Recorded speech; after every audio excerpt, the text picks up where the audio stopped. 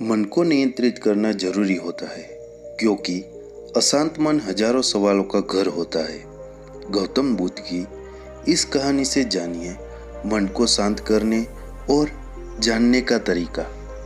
मन बहुत चंचल होता है, इसलिए वह अशांत रहता है और मन में जब तक अशांति रहेगी व्यक्ति हजारों सवालों से घिरा रहेगा।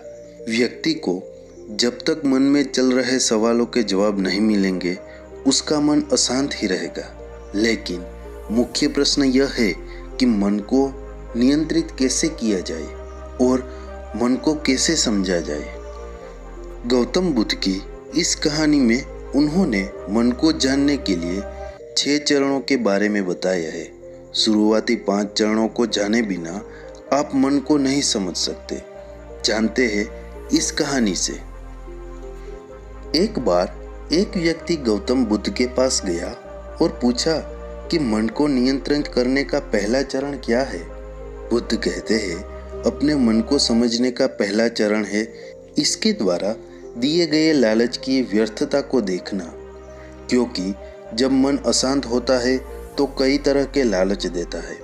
जिसने मन द्वारा दिए इन लालचों को पहचान लिया उसने मन को समझ लिया।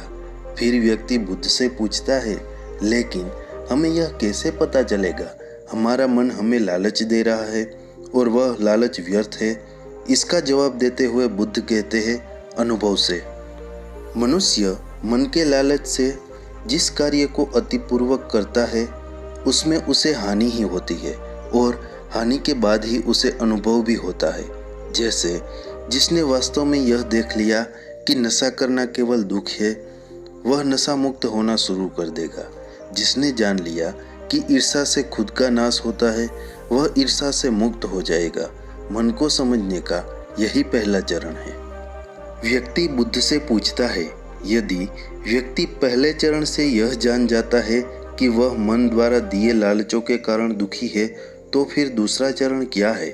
बुद्ध कहते हैं, खोज पर निकलना।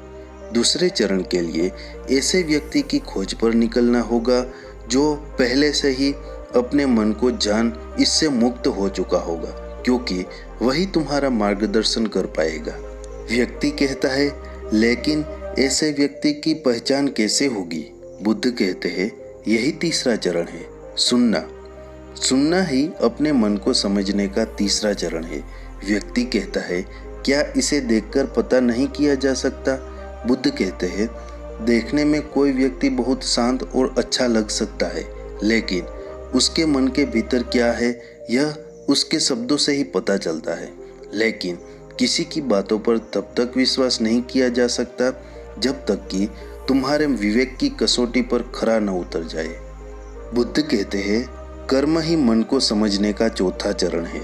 खुद को जानने के लिए सही दिशा में कर्म करना जरूरी है, लेकिन कर्म करते हुए व्यक्ति हर बार 2 गलतियां करता है। पहली गलती है कि शुरुआत ही नहीं करना और दूसरी गलती पूरा रास्ता तय नहीं करना। इन दोनों गलतियों के पीछे हमारे मन की ही चाल होती है। व्यक्ति अपने कर्म को पूरा इसलिए नहीं कर पाता क्योंकि वह सोचता है कि मैं कल से शुरुआत करूंगा, तो कोई यह सोचता है कि मैं असफल हो जाऊंगा। इन गलतियों का मुख्य कारण है जागरूकता की कमी। इसके बिना मन व्यक्ति को उसके सही दिशा में चलने नहीं देता। बुद्ध कहते हैं, मन को जानने और समझने का 5वां चरण है जागरूकता। इसलिए हर कार्य को जागरूकता के साथ करो।